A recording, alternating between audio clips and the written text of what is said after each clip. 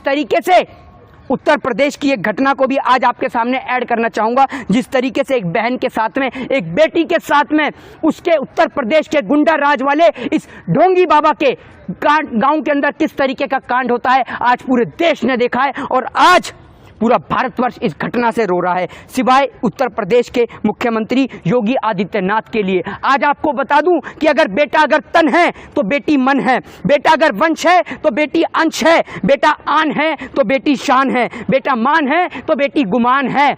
और आज आपको बता दूं कि आज डॉक्टर, इंजीनियर से लेकर वायुयान तक उड़ाने लगी बेटियां और इसके साथ साथ आज अर्थीयों को कांधा भी देने लगी बेटियां। पर इस दुर्भाग्य की बात है कि इतनी बड़ी आज, एज वी नो दैट, जैसे हम कहते हैं कि we are living in 21st century, और आज भी इस 21वीं शताब्दी में बहन बेटियों के साथ में बलात्कार होता है। और उसका कारण है सिर्फ इस देश के अंदर ये सोई हुई सरकार, इस देश के अंदर तड़ीपार गृह मंत्री, ये कारण है इस देश का। क्योंकि अगर बलात्कार करने वाले कुलदीप सिंह सेंगर को आज फांसी के तख्ते पे झुला दिया होता, अगर आज आसाराम राम रहीम को फांसी से लटका दिया गया होता, तो आज हाथरस के अंदर इतनी बड़ी घटना नहीं होती, उस बहन के साथ में, बेटी के साथ में इस तरीके का दरिंदगी भरा कांड नहीं होता। पर क्या करें, इस देश का दुर्भाग्य है कि इस देश के अंदर किसान परेशान है, इस देश के अंदर दलित परेशान है, इस देश के अंदर आदिवासी परेशान है।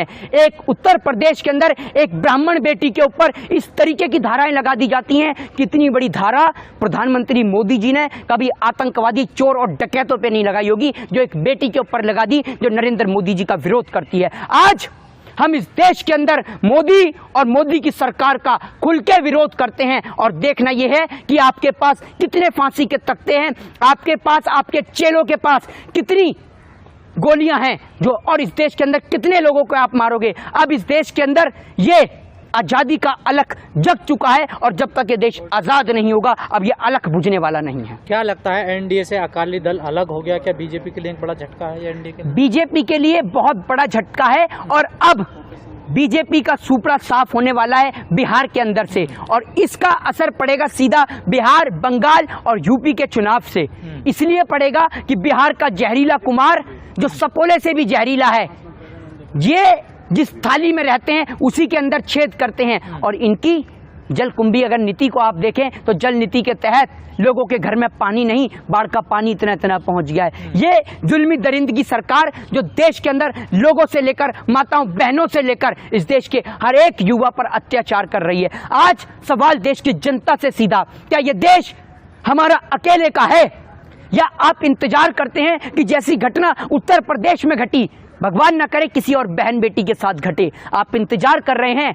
आज अगर आप कुछ नहीं कर सकते तो इतना करिए कि इस आजादी की लड़ाई के अंदर आप भी अपनी बात को कहकर अपने इस देश के अंदर आजादी की लड़ाई की शुरुआत करिए और गर्व करिए इस बात के लिए, छाती सीना चौड़ा करके बोलिए कि हमने इस भारत देश की मिट्टी में जन्म लिया है। और मोदी जी, अमित शाह, जिन्होंने पाकिस्तान जाना था वो पाकिस्तान जा चुके हैं। अब जो इस देश में रह रहे हैं उन लोगों का ये देश है। एक आपसे सवाल है, जैसे जिस घटना की आप बात कर रहे हैं हाथरस में जो यूपी में हुई, आखिरकार दलित लड़कियों या दलित महिलाओं के साथ ही ऐसे अपराध क्यों होते हैं? सबसे ज्यादा उन्हीं की संख्या है। आपने इस देश के अंदर जिस तरीके से, चाहे वो ब्राह्मण हो, चाहे दलित हो, चाहे सिख हो या आदिवासी हो, मोदी सरकार के राज में हर एक व्यक्ति पर अत्याचार होने में लग रहा है। जिस तरीके से उस दलित परिवार की बेटी के साथ में दुर्व्यवहार होता है, जिस तरीके से ब्राह्मण परिवार की बेटी के ऊपर इतनी सारी आईपीसी लगाई जाती हैं, क्या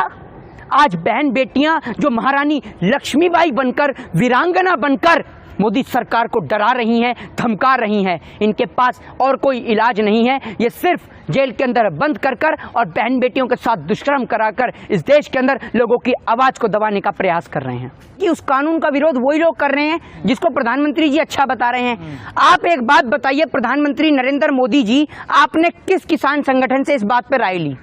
आपने किसानों से इस पे संवाद क्यों नहीं करा? जब आप मिनट मिनट पे, चंद पलों पर आप वहां पहुंच जाते हैं, लोगों के बीच में चले जाते हैं, कह देते हैं आपको मैं किसान के परिवार से हूं, आपने संवाद क्यों नहीं करा? इस बात का आप जवाब दीजिए प्रधानमंत्री जी। प्रधानमंत्री नरेंद्र मोदी जी से सीधा सवाल, आप एक बात बताइए, मंडियों के बिना एमएसपी कैसे हो सकता है? ये बताइए, इस बात का जवाब प्रधानमंत्री नरेंद्र मोदी जी देंगे या प्रधानमंत्री मोदी जी ने?